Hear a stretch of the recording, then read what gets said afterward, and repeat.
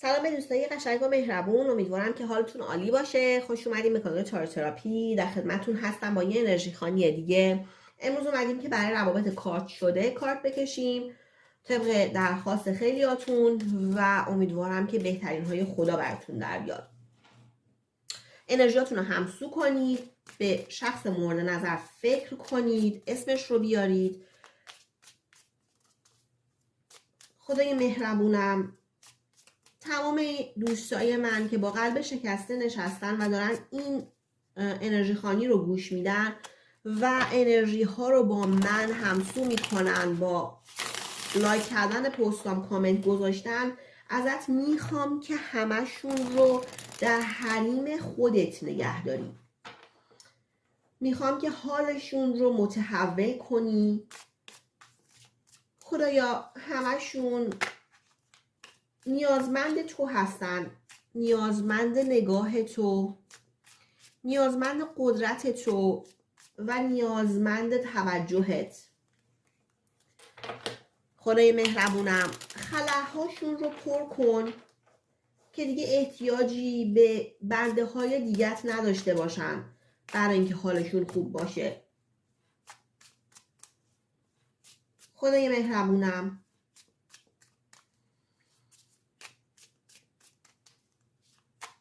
روحم رو کامل کن، حمایتمون کن که به شدت نیازمند حمایت تو هستیم. خدایا کمکم کن از این حال در بیام و کمکم کن اون چی به نفهمه به بهترین شکل ممکن برام اتفاق بیفته.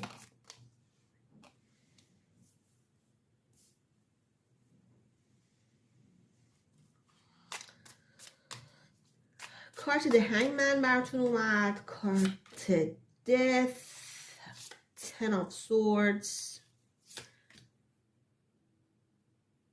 The Magician، Nine of Cups، Six of Cups،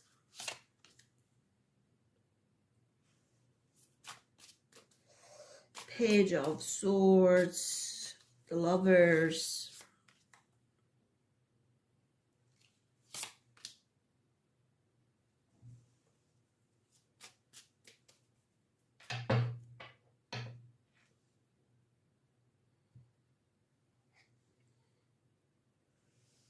The World و Seven of Cups. بچه این چیزی که من الان دارم اینجا میبینم، این انرژی که الان اینجا افتاده برای اشخاصی که کاملا کاتن، یعنی کات no contact at all، هیچ خبری، هیچ چیزی، صحبتی بینشون نیستش. این رابطه یه رابطه خیلی عجیبی بوده، یه رابطه‌ای بوده که شماها خیلی خوشحال بودید، هم اصلا خوشحال نبودید از اول رابطه. مثل اینکه یه مقداری هم شما و هم ایشون توی گول زدن بودید.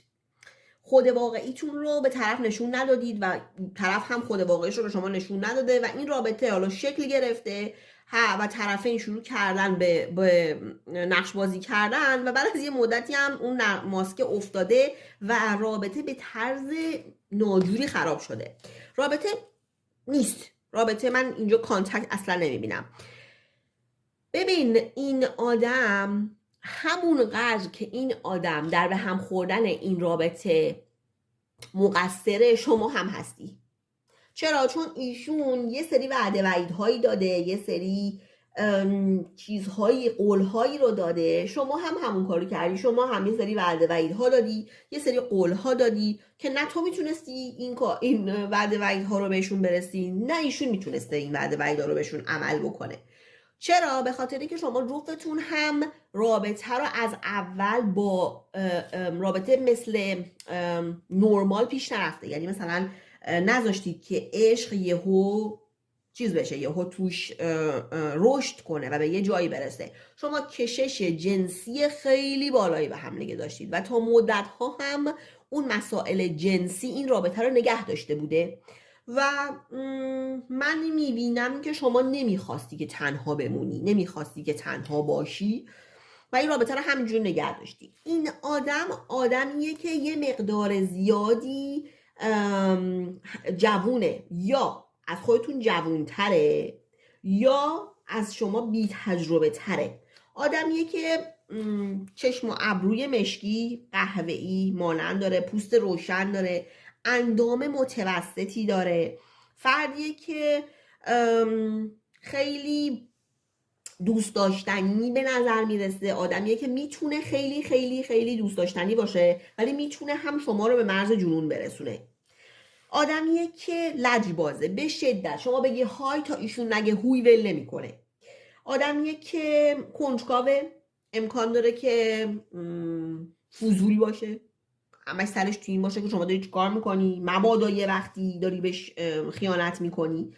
خیلی عجوله، زبون تند و تیزی داره، اصلا فکر شده کارشو نمیکنه، فکر شده حرفشو نمیزنه، خالی زیاد میبنده، بعضی موقع ها دروغ میتونه بگه، بله، دروغای خیلی ناجور نمیگه، دروغای خیلی حساب شده نمیگه، دروغای گنده میگه، مثل اینکه من بابام در استخراج نفت داره کار میکنه، مثلا ما میلیاردریم. یه دروغایی میگه که خیلی شما میتونی متوجه شی که تخیلاتشه که داره میگه، نه چیزایی که واقعیت داره.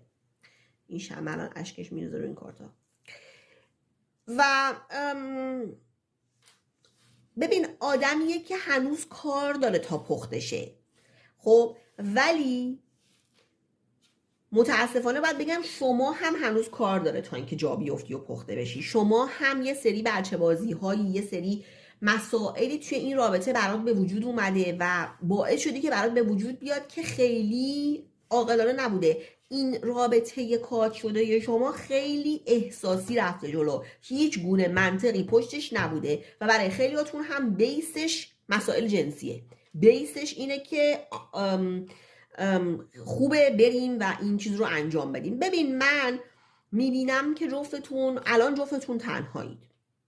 اون آدم شاید داره نشون میده که خیلی مثلا من دور و برم شلوغه، خیلی حالم خوبه، خیلی دارم میترکونم، ولی واقعا اینطوری نیستش. اون آدم هم ناراحته، اون آدم هم نشسته و جفتتون هم فکر میکنید که این رابطه دیگه تموم شد، این رابطه دیگه برگشت نداره و به شدت خراب شده. خیلیاتون زمانی که این رابطه رو خراب کردید حرفای به شدت ناجور به هم دیگه گفتید، یه سری چیزهایی رو به هم دیگه گفتید که همدیگه رو به شدت ناراحت کردید. الان جفتتونم بهتون هم برخورده، هم دلتون برای هم دیگه تنگ شده، همین که میدونید که دیگه جایی برای برگشتن به این رابطه نیست. ببین خودت رو توی یه ناراحتی احساس میکنی، تو خودت رو توی یه زندان احساس میکنی، توی محدودیت احساس میکنی بدون این آدم. این آدم هم خودش رو بیچاره و درمانده و دربدر احساس میکنه بدون تو احساس میکنی که دیگه هیچ شانسی برای من نیست، همین یک نفر بود و هیچ کس دیگه هم نخواهد آمد.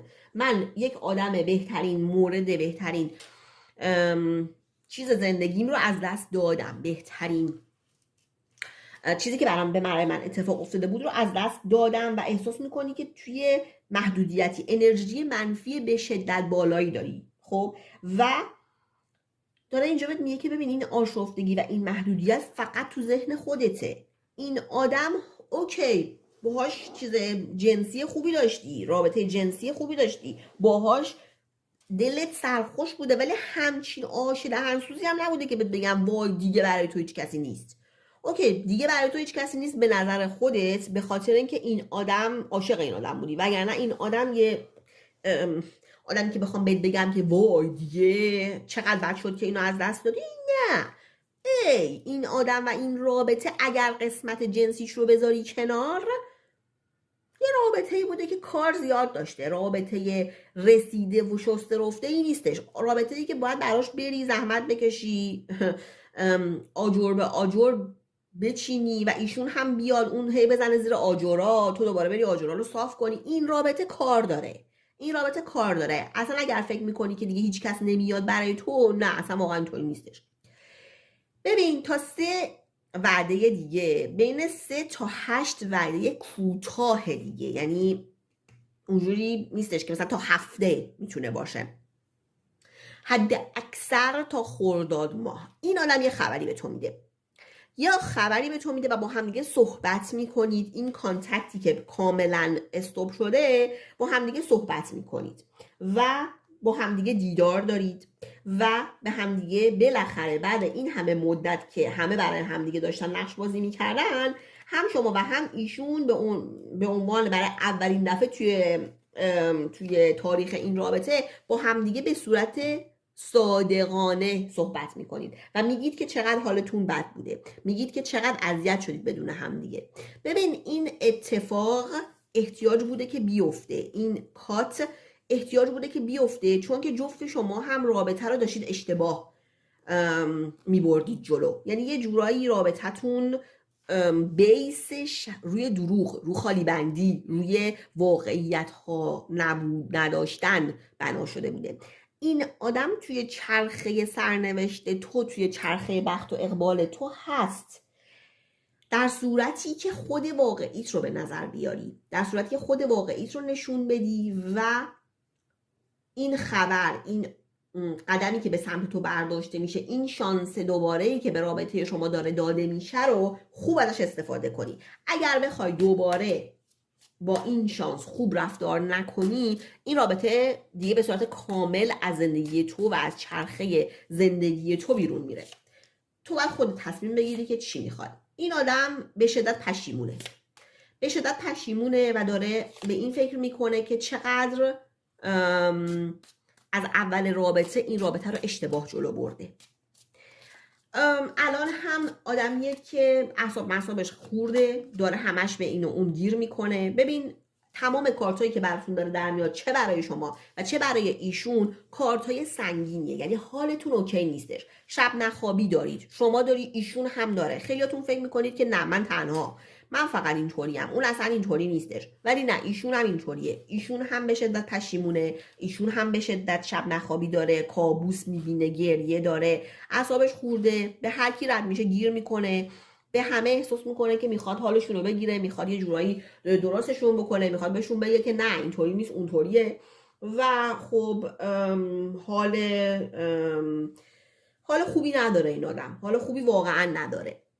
من تو رو میبینم که وایستادی و تو یه مقداری آرومتری، مثل اینکه این اتفاق باعث شده که تو درک کنی که یه سری مسائل نباید اتفاق میافتاده، یه سری کارا رو نباید انجام میدادی و داری خیلی خودت با خودت و با روانت و با ناخودآگاهت داری فکر میکنی که مثلا چه کنم و چجوری میتونم حالم رو بهتر کنم، چجوری میتونم از این مسئله‌ای که اتفاق افتاده درس بگیرم. و اینی که تو داری انجام میدی باعث درخشیدنت میشه، باعث میشه که این درسی که این کات داشته رو یادی بگیری و یه حالت مثبت آمیز عوض بشی، مثبت آمیز این درس رو یاد بگیری.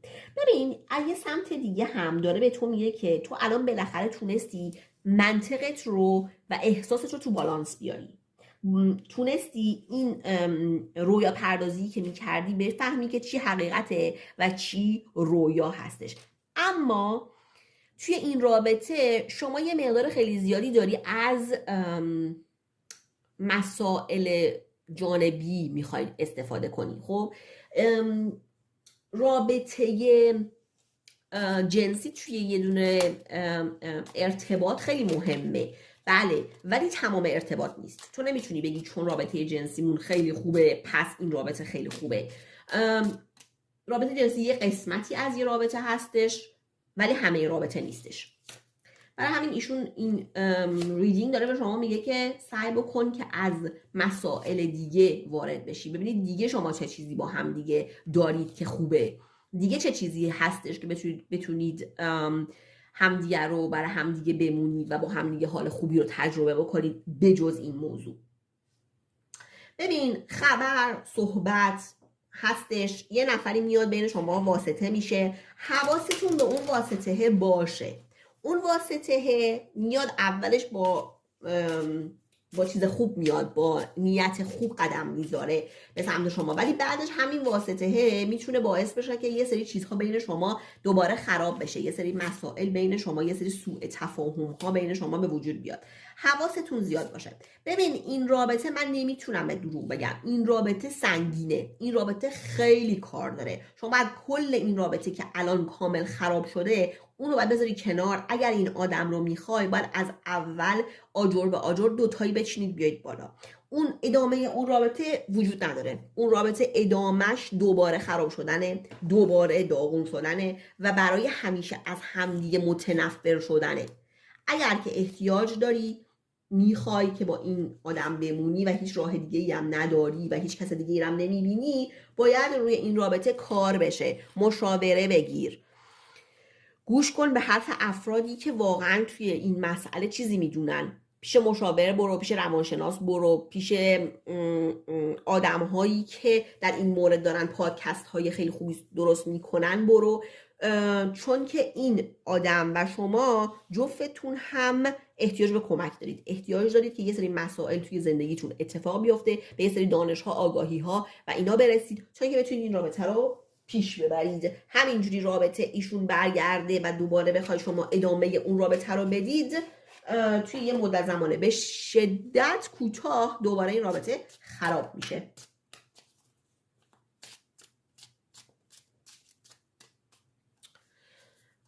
یه چند تا اعتراف از این آدم بگیریم ببینیم که اگر الان اینجا پیش شما بود، جلوی شما بود، چی میخواست که به شما بگه.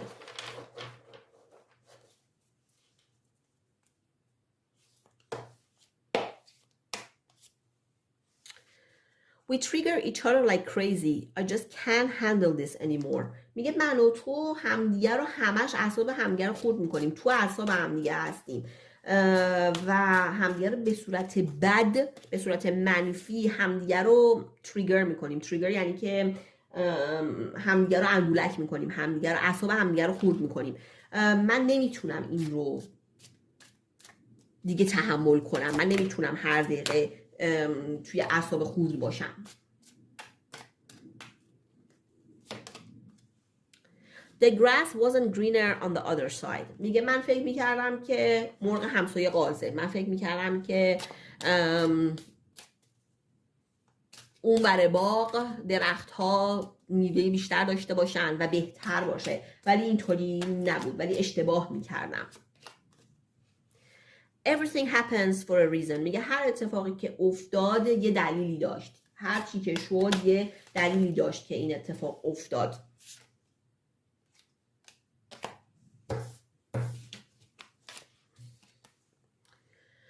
I walked away from you not because I didn't love you but because I didn't love me. میگه من از تو کناره گرفتم، از پیش تو رفتم، نه به خاطر اینکه عاشق تو نبودم، نه به خاطر اینکه به تو احساسات نداشتم، به خاطر اینکه به خودم احساس نداشتم. به خاطر اینکه ایشون منظورش اینجوریه که چون خودش رو دوست نداره و خودش رو به اندازه کافی نمیبینه، برای همین باعث این کات شده و رفته.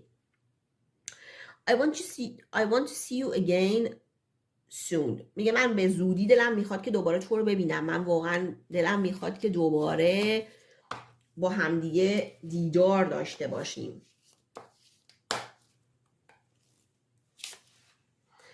I don't need you to fix me. I need you to love me while I fix myself.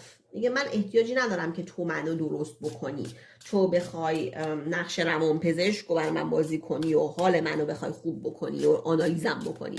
من احتیاج دارم که تو منو دوست داشته باشی در حالی که من خودم رو دارم التیام میدم، دارم خودم کار میکنم. I'm facing a lot of obstacles in my life right now. میگه زندگی من الان پر از چالش هستش و مسائل و چالش های زیادی توی زندگیم دارم. No one will ever compare to you. You are so beautiful. میگه هیچ کس جای تو رو برای من نخواهد گرفت هیچ وقت، چون تو به شدت خوشگلی، تو به شدت کامل هستی. I never should have let you go. میگه من هیچ وقت نباید که میذاشتم که به اینجا برسه و تو بری. نباید هیچ وقت میذاشتم که این رابطه خراب بشه. از فرشته لوندر عزیز تشکر میکنم برای اینکه شما رو کمک میکنن برای اینکه روحت رو التیام بدی، برای اینکه خودت و حالت رو خوب بکنی و ببخشی و رها بکنی هر آنچه که الان حالت رو داره بد میکنه. ازشون میخوام که به شما کمک بکنن توی این پروسس رها کردن و بخشیدن خودت و بقیه تا بتونی یه حال بهتری رو تجربه بکنی. توی ریدینگتون دیدم که حال روحی هم شما هم ایشان به شدت داغونه، به شدت ناراحتی دارید و سعی بکنید که یک مقداری خودتون رو آرام کنید، یه مقداری روی مسائلتون فکر بکنید و اتفاقهای خوب در راهه، ولی احتیاجه که واقعیت ها رو ببینید، احتیاجه که واقعیت ها رو ببینید و یه کاری براش بکنید اگر میخواید که نتیجه متفاوت باشه از چیزی که الان دارید. امیدوارم به آرامش برسید، امیدوارم بهترین های خدا در راه باشه براتون و تا دفعه دیگه به خداوند مهربون میسپارمتون. خداحافظ.